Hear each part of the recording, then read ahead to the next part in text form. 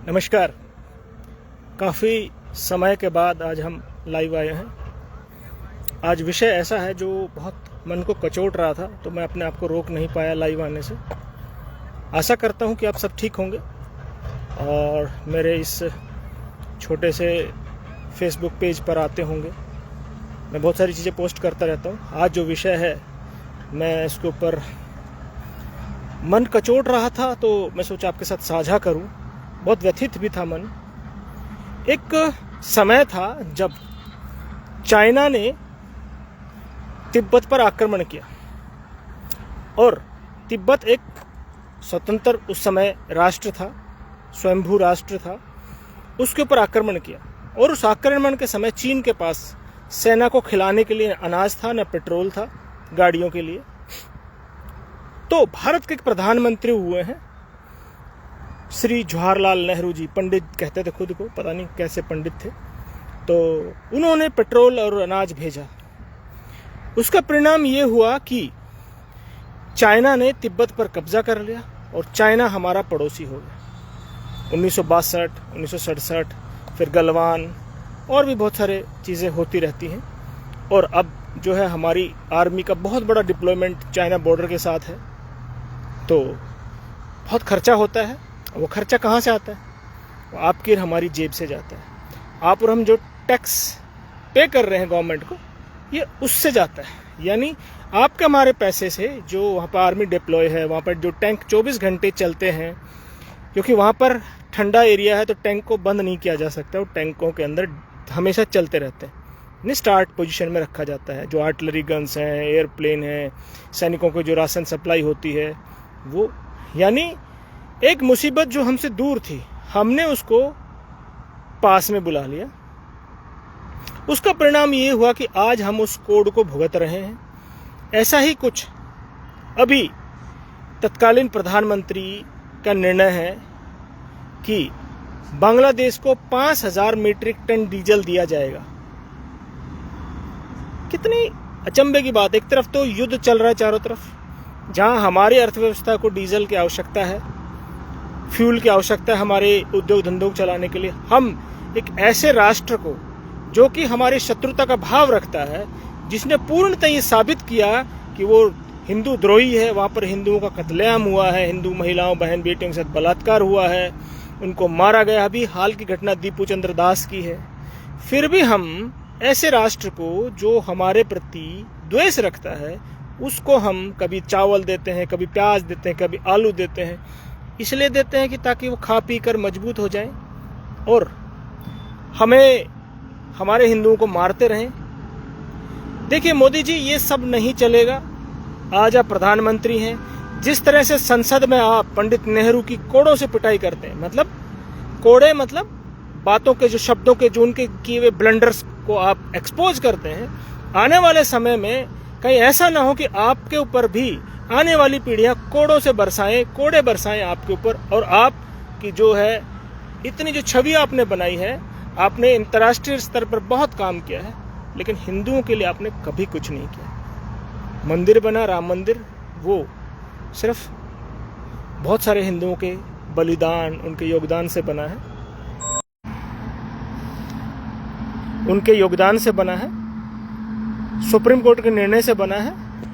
आपने जो वाराणसी में जो गलियारा बनाया है, उसमें भी जो कोड, जो मस्जिद है, वो एज इट इज है।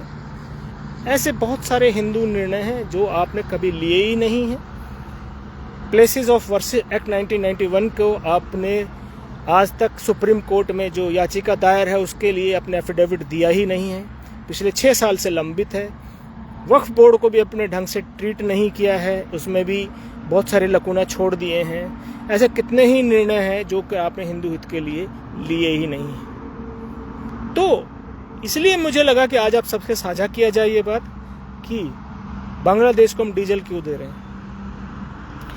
क्या हम अपने आप से कुछ सीखते नहीं हैं? क्या सोशल मीडिया में जो आपका ट्विटर अकाउंट है, उसके नीचे जो हिंदू लिखते हैं आपके लिए, क्या आपकी टीम के सदस्य कभी कोई पढ़ता नहीं है उसको? कल ही माननीय गृह मंत्री जी ने ज्योतिबा फूले के लिए बहुत कुछ लिखा। तो मैं निवेदन करूंगा कि कृपया उन सब के बारे में लिखने से पहले पढ़ लीजिए कि उनका हिंदू द्रोह में कितना योगदान था, कितना वो हिंदुओं के लिए लिखते थे, गालियां देते थे, वो भी पढ़ लीजिए। अगर आपसे नहीं हो पा रहा है, आपकी टीम से नहीं हो पा रहा, तो आप मत लिखिए उसके ऊपर, आप विषय पर मौन रहिए। लेकिन भारत में नेताओं को खुजली है कि वो हर विषय पर ज्ञान देते हैं, हर विषय के ज्ञान बिना पढ़ाई लिखाई के ज्ञान देते हैं। इसको बंद कीजिए। और पाकिस्तान का भी एक चैप्टर खुला हुआ है इस समय पाकिस्तान बहुत बुरी स्थिति में है, जहाँ पर अफगानिस्तान से युद्ध हो रहा है, टीटीपी उसके हमला कर रही है, बलूचिस्तान वाले हमला कर रहे हैं, और उधर से ईरान से भी उनको युद्ध का खतरा है। ऐसी स्थिति में पाकिस्तान बहुत वनरेबल, बहुत बुरी स्थिति में है। अगर आप चाहें तो उसका बदला स्कोर सेटल्ड कर सकते हैं। बहुत सारे चीज़ों को सेटल करने के लिए उनकी मदद करके पाकिस्तान को विखंडन कर सकते हैं। ये आपकी विदेश नीति का एक हिस्सा है, जो कि सब व्यक्ति इस तरह से देखते हैं। और आपको एक दिन करना ही पड़ेगा, आपको एक दिन पाकिस्तान पे हमला करना ही पड़ेगा।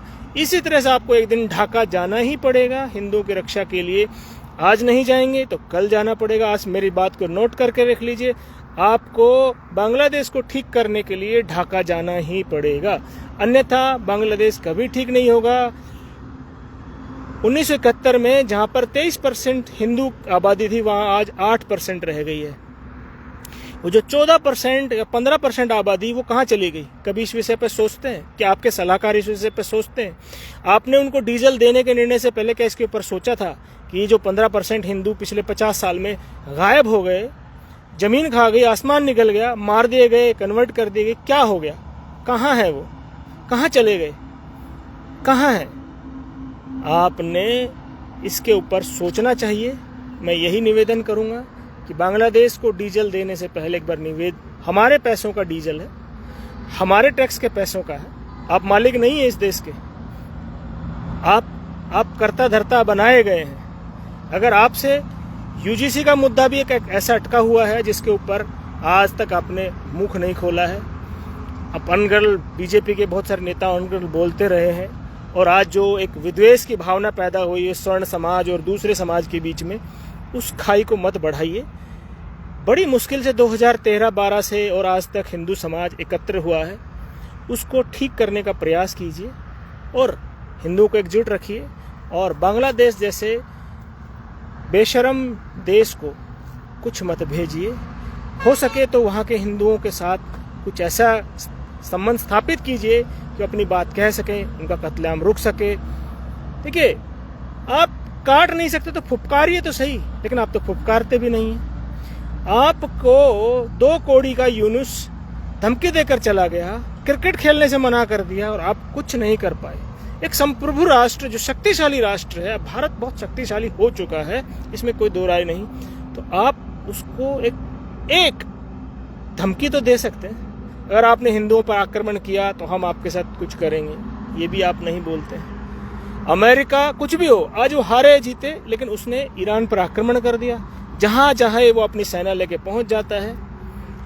इजराइल को अपने आप में एक बहुत बड़ी शक्ति है, उसको जहां खतरा लगता है वो चूकता नहीं है, वो उस पर आक्रमण जरूर करता है। उनसे सीखिए, आपकी मित्रता बहुत है बेंजामिन नेतन्याहू के साथ, उनसे सीखिए और हिंदुओं को बचाने का प्रयास कीजिए। यही मेरी आपसे रिक्वेस्ट है। और बांग्लादेश जैसे बेकार राष्ट्र को डीजल ना दीजिए। बहुत बहुत धन्यवाद। आप सब जुड़े, अब वीडियो को अंत तक देखा।